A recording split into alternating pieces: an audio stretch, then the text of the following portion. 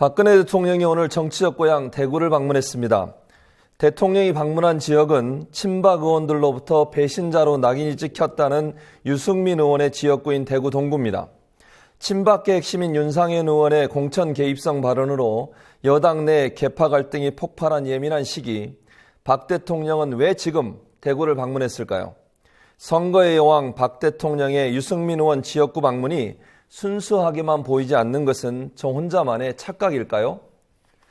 유권자 대변 방송 투표의 힘, 오늘도 패널 두 분과 함께 하겠습니다. 정치학 박사이신 이용마 MBC 해직 기자, 그리고 언론학 박사이신 서명준 민원연 정책위원 나와 계십니다. 어서 오십시오. 네, 안녕하세요.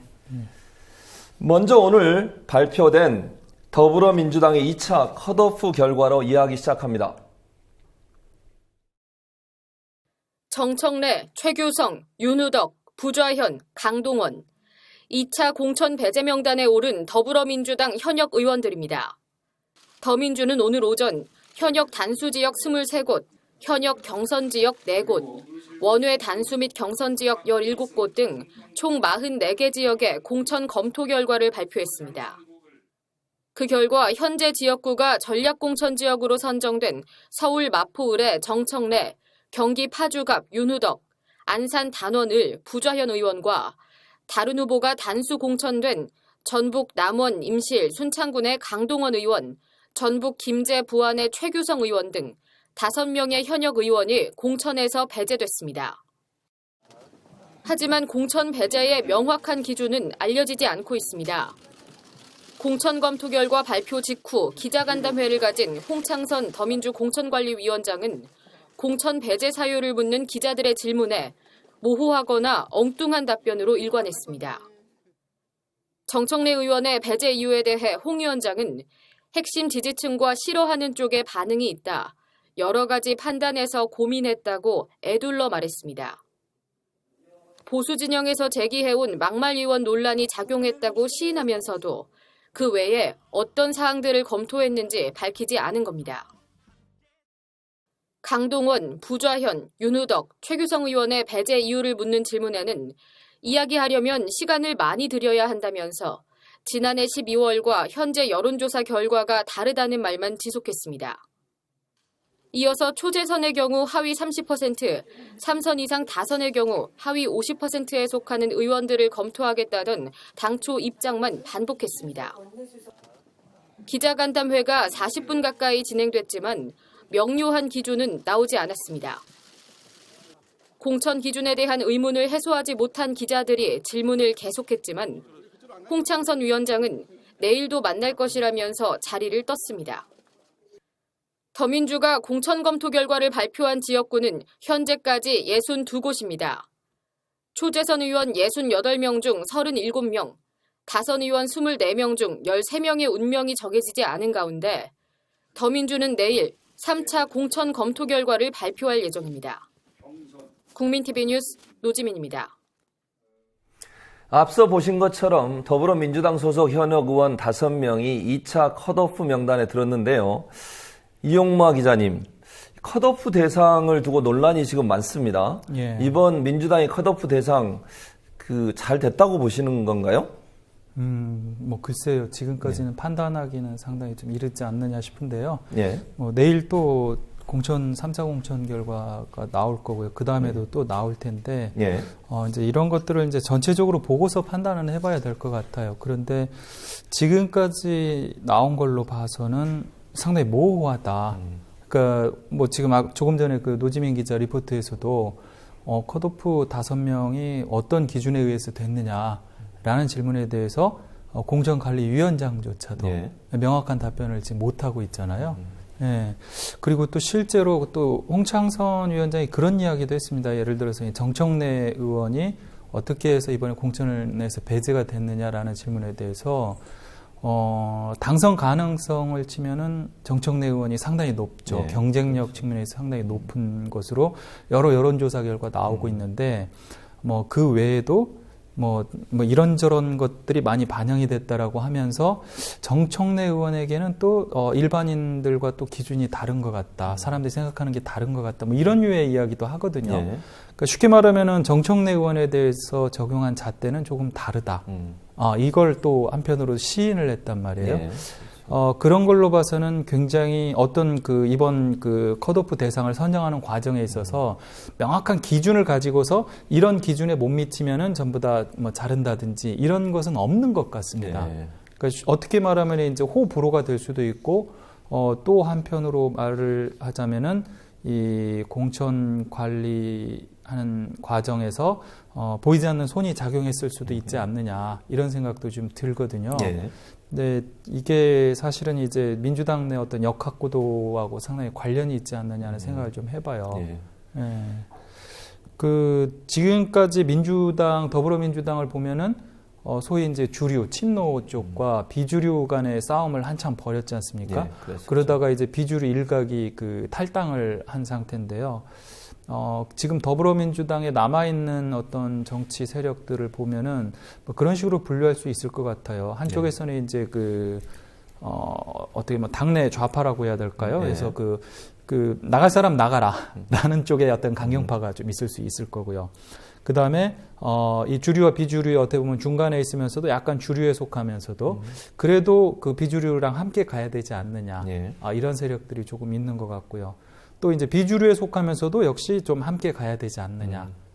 이런 세력이 있는 반면에 또 비주류 중에서도 강경파. 예. 강경파들 중에 일부는 탈당을 했고 일부는 탈당을 못했습니다. 그렇죠. 안 한 게 아니라 못했다라고 제가 말씀드리는 이유가 예. 탈당한 의원들을 보면은 대부분이 다 호남권 의원들이거든요. 그렇죠. 예. 그러니까 수도권에 있는 의원들 같은 경우에는 이게 탈당했을 때 당선이 되기가 어렵다라는 현실적인 문제가 맞아요. 있기 때문에 그렇죠. 예, 탈당을 감행하기가 어려웠기 때문에 못 나간 세력들이 일부 있는 것 같습니다. 근데 이 과정에서 문재인 대표가 이제 대표직을 던졌잖아요. 예, 그렇죠. 그러면서 이제 김종인 지금 대표를 영입을 했는데 지금 민주당 내 역학구도를 보면은 김종인 대표를 중심으로 해서 이 주류의 어떻게 보면은 그래도 함께 가야 되지 않느냐. 그다음에 비주류에 함께 가야 되지 않느냐. 이 양세력이 함께 포진을 하고 있는 게 아닌가 싶은 생각이 들어요. 그러다 보니까 이제 김종인 대표 입장에서는 또 통합까지 또 제안을 해놓은 상태잖아요. 예, 그렇죠. 국민의당에다가. 예. 그러다 보니까 어느 정도 양쪽을 좀 아우르는 모양새를 보여야 되지 않겠느냐. 이런 불가피성 같은 게 많이 작용한 게 아니냐라는 생각이 들어요. 예. 근데 이번에 탈당, 컷오프 된 사람들 4명인가요? 5명인가요? 이렇게 5명이죠. 보면은요. 예. 예. 사실 비주류에 소속된 의원들은 하나도 없습니다. 예. 예. 예를 들어 정청래 의원 같은 경우에는 공갈 발언으로 예. 유명한 것처럼 사실상 이제 주승용 의원이라든지 지금 탈당한 예. 사람들에게 굉장히 강경하게 대응을 했던 사람이잖아요. 그렇기 예. 때문에 이제 주류 내에서 어떻게 보면 강경파로 분류될 수가 있고 나머지를 보면 어떻게 보면은 주류 내에서도 약간 온건파로 볼 수가 있거든요. 예. 윤우덕, 부좌현, 강동원, 최규성 예. 전부 다 어떻게 보면은 오히려 이게 주류하고 지금 더불어민주당 내 주류하고 좀 가까운 사람들이지만 다소 좀 온건한 이런 사람들이기 때문에 어떻게 보면 지금 통합을 제안한 마당에 비주류를 조금 만족시켜주는 이제 그런 카드를 던진 게 아닌가 이런 생각도 드는데 근데 또 국민의당 반응은 또 정반대죠. 예, 그렇죠. 지금 현재. 그럼 서 박사님, 이게 2차 컷오프를 사실 앞두고서 민주당 내에서도 사실은 지금 이 기자님 지적하셨듯이 여러 가지 친노, 패권주의 이런 문제도 있었고 또 국민의당과 통합 관계에 있어서 분위기를 좀 더 좋게 만들기 위해서 친노를 완전히 배제시켜라 이런 분위기도 있었지만 또 한편으로는 사실은 새누리당이나 아니면 종편, 특히 TV조선 채널A에서 친노 숙청하라 이런 요구들을 계속 해왔어요. 그게 그러면 이번 더민주의 2차 컷오프에 그런 종편의 민주당 흔들기나 공격이 영향을 미쳤다고 볼 수 있을까요?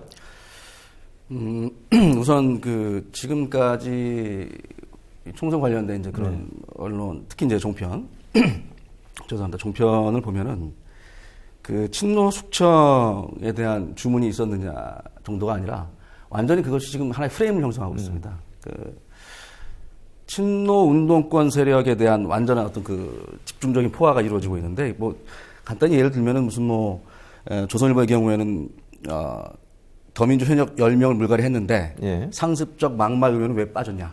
이게 이제 오늘 이제 화두가 되고 있는 그렇죠. 정청래 의원이 되겠죠. 실제로 네. 그 내용을 보면은 정작 정청래 의원처럼 진짜 국민의 눈살을 찌푸리게 하는 언행을 일삼거나 운동권 체질에 찌든 인사들은 대부분 빠졌다. 뭐 이런 이제 내용이 들어 있습니다. 이것뿐만 아니라 이제 동아일보의 경우에도 그 김종인발 2차 물갈이 시동, 첫 대상은 호남 운동권 강기정, 이런 내용이 나와 있고요. 이런 신문뿐만 아니라 무엇보다도 이제 그 특히나 요즘 제가 보니까 TV조선의 그 시사 프로그램이죠. 정치 시사 프로그램 시사탱크. 언급 안 할 수가 없는데요. 굉장히 심각합니다. 그 상태가. 그러니까 제목 이런 얘기를 하고 있어요. 숙청 작업을 하지 않으면 숙청 작업을 한다면 친노 명단을 써줄 수 있다. 이런 말을 하고 있고. 그렇죠. 완전히 그 친노에 대한 원색적인 비난. 그리고 비유들도 굉장히 부적절하고요. 언론이 보여줄 수 있는 그 희화화, 그 정치 혐오증, 이런 것들을 아주 극단적으로 보여주고 있는 재미난 것이 제가 찾아보니까 시사탱크 그 슬로건이 말입니다. 보수와 진보를 아우르며 정파를 초월한 세상을 보고 듣는 눈과 귀, 강인함과 유머를 겸비한 명품 시사 토크라고 하고 있는데요. 굉장히 무색합니다. 너무나 이 진행하시는 분 제가 성함을 언급하고 싶진 않지만 이것은 국가 전체적으로 정치 발전이란 정치 사회 발전의 차원에서 봤을 때 좌든 우든 이런 식의 막말, 이런 식의 저속한 그런 방송은 정말 더 이상 퇴출되어야 하는 것이 맞는 것이죠. 그래서 아까 질문하신 부분이 그 이제 2차 컷오프 결과와 이런 종편 또는 어떤 특정 메이저 신문사들의 그런 보도가 관련이 있느냐? 관련이 있을 수밖에 없습니다. 물론 이제 지금 김종인 대표께서 김종인 대표 공이니까 그렇게 모르겠습니다. 김종인 대표께서 개인적인 차원으로 어떤 지금 일을 진행하고 있다고 보지는 않지만 그럼에도 불구하고 이렇게 주요 언론들이 여론몰이 함으로써 반드시 정치권에는 그 어떤 간접적인 영향이 없을 수가 없습니다. 그래서 제가 봤을 때는 관련성이 아주 깊다라고 보여집니다. 사실 이게요 보면은 지금 민주당 내 이제 비주류와 탈당을 한 국민의당 그 세력들과 조중동 내지는 이제 종편들과 이해관계가 하나 일치하는 부분이죠, 사실은. 그러니까 친노 운동권 청산. 그러니까 이게 처음에는 이제 친노에 대한 어떤 그 싸움으로 시작을 했다라면 이게 점차적으로 운동권 386 이런 식으로 이제 확대가 된 거거든요. 그래서 지금 민주당 내의 어떤 주류 세력에 대한 공격, 이런 쪽으로 지금 이어지고 있는 거거든요. 그렇죠. 지금 사실상 이제 이 사람들이 공격을 하는 친노 386 운동권에 지금 어떻게 보면 대표 얼굴 마담이 문재인 전 대표잖아요. 그렇죠. 문재인 의원인데 지금 이 대통령 후보 지지도에서 어찌됐든 1위를 계속 하고 있습니다. 그러니까 이 부분에 있어서는 적어도 저쪽 이 양자의 이해관계가 일치한다고 봐요. 특히 그 조중동이나 종편 같은 경우에는 문재인 대표가 계속 살아남는다면 이건 그 내년 대선에 있어서 상당한 위험 요소가 된다라고 보고 있고요. 또 그 민주당 내 비주류나 국민의당 쪽의 입장에서 봤을 때는 문재인 대표가 살아남아서 내년에 그 집권을 할 경우에 또다시 그 당권까지 모두 다 빼앗기는 게 아니냐, 여기에 대한 두려움이 있거든요. 그리고 지금 이 그 주류와 비주류 간의 싸움이 이게 하루 이틀 된 이야기가 아니지 않습니까? 그러다 보니까 이게 굉장히 고질적인 문제고요. 이 과정 속에서 사실은 정권까지 뺏기다 보니까 이 비주류가 이제 어떻게 보면은 명분을 얻은 거죠. 싸울 수 있는. 그러면서 정권을 2번 연속 뺏겼고 이제 이런 상황에서 비주류가 싸울 수 있는 그 명분을 얻었고 이런 식으로 가다가는 자기들 자리까지 위협할 수 있다. 라는 상황에서 이제 보다 더 적극적으로 지금 싸움에 나선 게 아닌가 그런 생각이 좀 듭니다. 이 5명 중에 특별히 이제 그 정청래 의원 관련해서 지지자들이 지금 민주당사에 모여서 나름대로 필리버스터를 하고 있는 것으로 지금 전해지고 있는데 뭐 이제 단도직입적으로 여쭤보면 정청래 의원을 컷오프하는 게 더불어민주당이 어떤 뭐 이익이 있는지 또 그게 정말 진보 진영에서 그렇게 하는 것이 이번 총선의 지근인데 반드시 필요한 요소인지 여쭤보고 싶고 두 번째는 이런 지지자들이 뭐 민주당사에 가서 이렇게 하는데 이게 과연 정청래 그러면 의원을 다시 컷오프해서 살려낼 수 있을지 어떻게 보십니까? 일단 두 번째 문제부터 말씀을 드리면요. 지지자들이 그 민주당사 앞에 몰려가서 시위를 하는 건 저는 뭐 굉장히 자연스러운 일이라고 봅니다. 지속적으로 그 전에 이제 여론조사를 한 것 결과들을 보면은요. 정청래 의원이 그 마포에서 자기 지역구에서 그 새누리당의 어떠한 후보와 대결을 해도 지금 상당히 이기는 것으로 나오거든요. 오죽하면은 그 뭐 자객 공천한다 이런 얘기들이 나왔잖아요. 그럴 때 정청래 의원이 또 그리고 또 이항구 의원이 뭐 그런 얘기했습니다. 아스팔트 뭐 데모하듯이 한 사람들 뭐 자기들이 표적 공천하겠다라고 또 얘기했고, 근데 그때 그 정청래 의원이 이제 큰 소리를 쳤던 것이 뭐 김무성이든 뭐 안철수든 다 나와라 뭐 그랬던 거 아니에요. 그만큼 그렇죠. 이제 큰 소리를 칠 수 있었던 배경이 일단 여론조사에서 상당한 우위를 점했다라는 거죠. 이제 바로 그런 게 배경이 됐는데 이번에 그 컷오프를 한 건 좋아요. 뭐 어느 당에서나 저는 컷오프 자체는 필요하다라고 봅니다. 그런데 컷오프를 하려면 명확한 기준을 가지고 설명할 수 있어야 되거든요.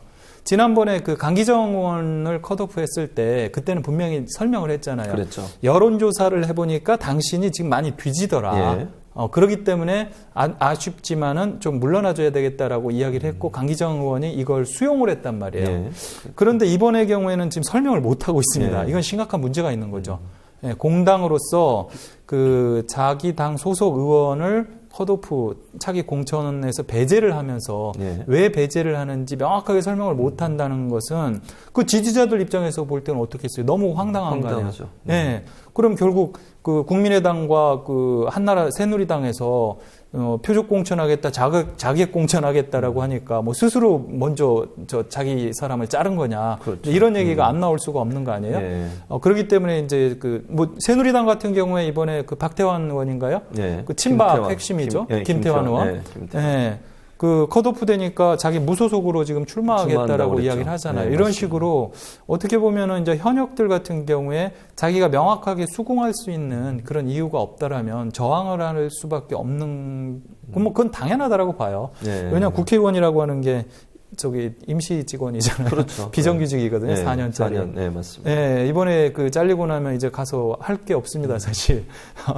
뭐 그렇기 때문에 그 강력한 저항을 하는 건 저는 뭐 자연스러운 거고, 그렇기 때문에 더욱더 명확한 근거와 이유를 제시하고서 컷오프를 해야 되지 않느냐, 이제 이런 생각을 하고요.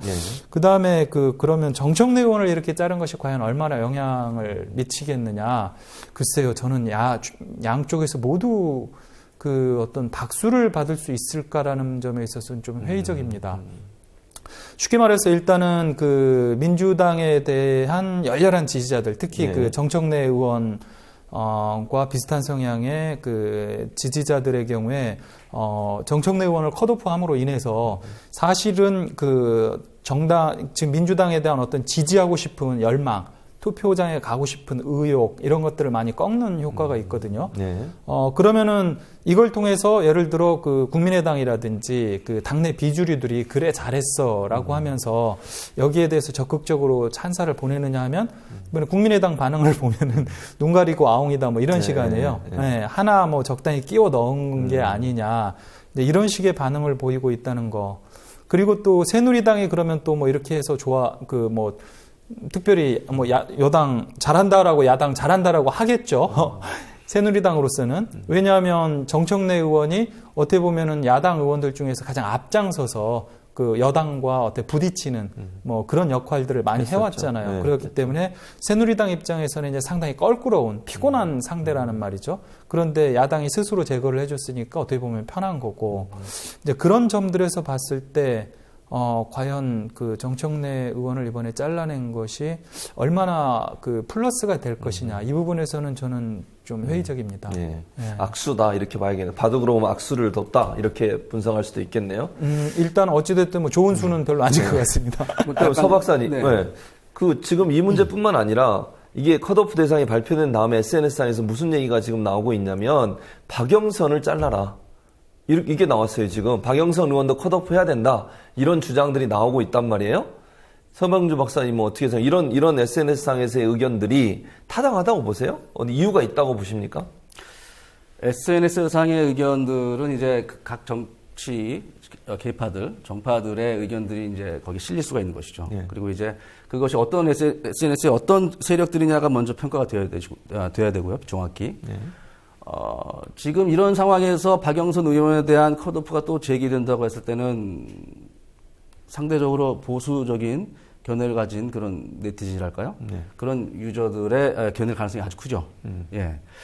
그런데 거기에다 또 한 가지 말씀드리고 싶은 것은 지금 사실 아까 선생님께서 말씀하신 그 부분에 대한 추가 말씀일 수도 있겠는데 재미난 것은 오늘 홍창선 위원장이 이제 컷오프 기준 말하지 않습니까? 예. 근데 이제 그 기준 중에 하나가 막말 논란이에요. 네. 재미난 것은 이 막말은 언론이 하고 있습니다. 네. 언론이 하고 있고 아마도 이 박영선 의원에 대한 그런 뭐 잘라라라는 그런 얘기도 언론들의 그런 막말 논란 속에서 유권자들 내지는 시청자들 또는 유저들이 어떤 경도된 이미 여론이 굉장히 좀 극단적으로 흐르는 그런 현상에서 나타난 것이 아닌가라는 생각이 듭니다. 네. 그럼 만약에 지금 이 기자님, 예. 이게 박영선 의원에 대해서 SNS에서 이런 얘기가 나오는 게 진보 진영이나 예. 또는 진보적인 성향을 갖고 있는 사람들 이런 얘기를 할 수 있지 않을까요? 저는 그 측면에서 지금 나왔다라고 봐요. 네. 그러니까 박영선 의원 같은 경우에는 아까 제가 이제 그 민주당, 지금 더민주당 내에 어떤 역학 관계, 세력 예. 관계를 말씀을 드렸잖아요. 한 예. 네 가지 정도로 분류를 했는데, 예. 박영선 의원 같은 경우는 사실은 이 비주류 중에서 온건파 정도의 위치로 이렇게 분류를 해볼 수 있을 것 같거든요. 네. 그러니까 주류는 절대 아닙니다. 주류는 절대 아니고 사실은 박영선 의원이 지난번에 안철수 의원이 탈당했을 때 자기도 탈당하려고 상당히 고민을 했었거든요. 그 정도로 이제 오히려 주류에 가까운 예. 이제 그런 분인데 최근에 그 필리버스터 중단을 네, 제시를 그랬었죠. 했고 또 이 한기총에서 주최를 한 기도회에 가가지고 조찬기도회. 네. 조찬기도회에서 그 소수자들의 인권을 폄훼하는 그런 발언들을 했잖아요. 이제 그런 발언들로 인해서 특히 필리버스터에 대한 반대, 예, 그리고 필리버스터를 중단해야 된다라고 하면서 자기가 필리버스터를 하면서 거기에서 완전히 필리버스터를 선거운동화시킨 그런 것들 때문에 이 진보적인 성향의 즉 당내 어떻게 보면 이제 주류에 대한 지지층, 주류에 대한 지지층이 상당히 많이 반감을 갖게 됐거든요. 그래서 이미 그 필리버스터 때부터 그 박영선 의원 이번에 출마 안 하겠다고 선언하라 이런 얘기들이 좀 꽤 돌았었거든요. 그런 상태에서 어떻게 보면 주류의 강경파로 볼 수 있는 정청래 의원을 이번에 컷오프하니까 박영선 의원은 놔두고 무슨 정청래 의원을 컷오프하느냐 이제 이런 반발 심리가 많이 작용해서 그게 지금 표출되고 있는 것 같습니다. 자, 서 박사님, 이게 2차 공천 결과를 보면 김종인 비대위원장 대표죠. 비대위원회 대표라고 이렇게 부르는데 그분의 당 장악력이랄까? 공천 장악력이 확고해졌다. 이렇게 우리가 볼 수 있을까요? 그렇게 볼 수 있을 것 같습니다. 네. 예. 이제 한계는 분명히 있지만요. 네. 또 재미난 것은 이제 어젠가요? 동아일보에 김순덕 논설위원의 논설이 있습니다. 네. 그게 이제 김종인 대통령은 어떤가라는 이제 논설이 나왔는데요. 네. 이분들이 이제 나름대로 이제 지식인 분들인데 그분들이 이미 이런 당 장악력에 대해서 어느 정도 간파하고 있는 것 같고 그런 차원에서 그런 사설까지 나오지 않았을까. 그래서 저는 충분히 가능성이 그런 좀 경향 쪽으로 가고 있다고 생각합니다. 우리가 앞서도 얘기를 나눴는데 사실은 이게 종편에서 특히 TV조선의 채널 A에서 딱 찍어서 공격을 하잖아요. 예컨대 뭐 정청래 의원 이외에 몇 명이 있는데 뭐 아까 자객공천 말씀도 하셨지만 그런 식으로 했는데 더불어민주당이 그렇게 한 거 이게 좀 우리가 볼 때 이해가 안 될 수도 있잖아요. 왜 새누리당에서 주장하고 그다음에 종편에 주장하는 사람들을 우리가 찍어내야 되냐. 우리라는 표현이 방송의 중립성을 어길 수도 있겠지만 어쨌든 더불어민주당이 찍어낼 수 있느냐 하는 부분. 그거는 어찌 보면 조금 확대해서 가자면 정편이 강조하고 주장한 것을 더불어민주당이 그대로 받았다 이렇게 볼 수 있는 거잖아요. 그렇죠. 예. 문제 없는 겁니까 그런 거는? 근데 문제는 그 더불어민주당이 항상 그렇게 해왔습니다. 그게 좀 심각한 문제죠, 사실은. 이번 한 번만 그런 게 아니에요. 그 아까 제가 이제 주류와 비주류를 좀 이렇게 나눠서 말씀을 드렸는데, 이제 주류 같은 경우에는 어때요? 기존의 한국 사회의 어떤 기득권층에 대해서 도전하는 게 훨씬 셉니다. 그렇죠? 그런데 비해서 이제 비주류 같은 경우에는 그에 비해서 한국 사회의 그 기득권층과 좀 타협적인 이런 자세들을 많이 보여온 게 또 사실이거든요. 그러면서 어느 한 세력이 우위에 있다라고 말하기 지금 굉장히 어려운 구조가 되어버렸어요. 그러니까 예를 들어서 그 노무현 대통령이 이제 후보가 되고 그 다음에 대통령이 되고 이런 시절에만 하더라도 사실상 이제 당내 비주류들이 별로 발언권이 없었거든요. 그런데 그 2007년 대선에서 졌죠. 2012년 대선에서 졌죠. 그러면서 이 비주류의 발언권들이 상당히 높아졌어요. 그러면서 비주류 같은 경우에는 이 우리 사회의 기득권층 그리고 이 일부 민주당 내 어떤 주류로 대표되는 강경 세력들 이런 반발 세력들의 중간에서 어떤 역할을 계속 하려고 하거든요. 그러면서 이 민주당 내 비주류들은 자기들 어떤 지지층보다는 사실은 이 중도층을 잡으려고 한다라고 늘 주장을 해요. 중간층이 과연 얼마나 있는지 그리고 그런 식으로 해서 중간층을 잡을 수 있는지는 뭐 제가 잘 모르겠습니다만은 끊임없이 어떤 중도층을 잡아야 된다. 그러니까 한국 사회를 뭐 좌우파로 나눈다라고 하면 우파는 이미 그 새누리당이나 여당에서 장악을 하고 있기 때문에 그 중간층을 잡아야 된다라고 끊임없이 이야기를 하면서 자기 지지층을 배신하는 정치들을 끊임없이 해왔습니다. 근데 이번 그 컷오프도 저는 비슷한 연장선상이라고 봐요. 그런 점에 있어서 보면은 사실은 그 비주류가 문재인 의원이 대표가 된 이후에 그 끊임없이 당내에서 그 반발을 하지 않았습니까? 그 결과 지금 이번 총선까지는 나름 성공했다는 생각도 들어요. 왜냐하면 문재인 대표는 대표를 결과적으로 비주류 요구대로 그만뒀죠. 그리고 당내 공천권도 사실은 김종인 지금 대표가 다 장악을 했습니다. 근데 김종인 대표의 어떤 성향이나 이런 것들을 보면은 지금 한국 사회의 어떤 주류에 훨씬 많이 섞여 있었던 분이에요. 뭐 경제민주화의 어떤 상징처럼 이야기가 되고 있지만 김종인 대표가 주장하는 경제민주화라고 하는 것도 사실은 굉장히 그 온건하고 합리적인 보수적인 어떤 그 경제 취지에서의 경제민주화거든요. 그렇기 때문에 오히려 유승민 의원이 주장하는 부담 중복지 이런 노선과 다소 유사하다라고도 볼 수 있거든요. 그래서 한나라당 내 온건 노선을 가진 사람들과 오히려 유사한 이런 상황이기 때문에 당내에서 어떻게 보면은 이제 주류라고 해야 될까요? 그리고 좀 더 진보적인 민주주의를 주장하는 세력들 이런 사람들이 지금 굉장히 많이 배제가 돼 있는 거죠. 지금 이제 얘기 나눠봤습니다만 우리 그 더불어민주당은 이렇게 2차 컷오프 때문에 말이 많고 또 여러 가지 충돌도 생기고 이러지만 지금 현역 의원 중에 공천을 받지 못한 사람이 없어서 그런지 비교적 새누리당은 조용한 편입니다.